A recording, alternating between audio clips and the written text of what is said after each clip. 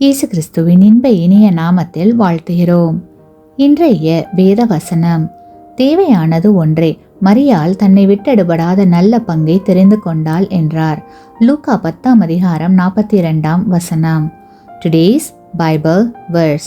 But one thing is needed, and Mary has chosen that good part, which will not be taken away from her. Luke chapter 10 verse 42. ஒரு போதகர் ஊழியத்திற்கு செல்லும் இடமெல்லாம் அவரது அன்பான மகளும் உடன் செல்வார். அவரது ஊழியத்திற்கு மிகவும் துணையாயிருந்தாள். அது போதகருக்கு மிக்க மகிழ்ச்சியை தருவதாக இருந்தது. திடீரென மகளிடம் ஒரு மாற்றம் உண்டாயிற்று. இப்போது போதகர் ஊழியத்திற்கு அழைக்கும் போதெல்லாம் சாக்கு போக்கு சொல்ல தொடங்கினாள். இது போதகருக்கு கவலை அளித்தது. சில நாட்களுக்கு பிறகு போதகரின் பிறந்த நாள் வந்தது.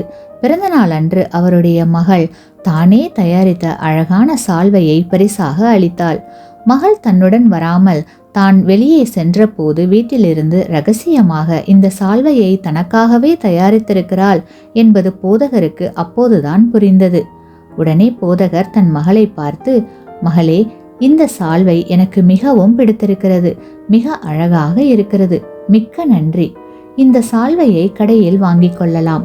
ஆனால் ஊழியத்திற்கு நான் செல்லும் போதெல்லாம் நீ என்னுடன் வருவதையே நான் பெரிதும் விரும்புகிறேன்.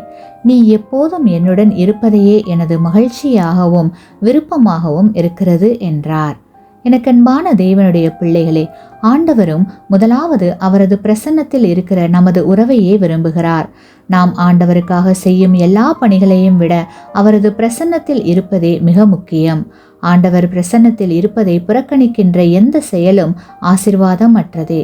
மார்த்தாள் ஆண்டவருக்காக உணவு சமைத்தாள். மரியாளோ ஆண்டவர் பாதத்தில் அமர்ந்து அவருடைய வார்த்தைகள் என்னும் உணவை அவருடன் உட்கொண்டாள். மரியாள் தன்னை விட்டு எடுபடாத நல்ல பங்கை தெரிந்து கொண்டாள்.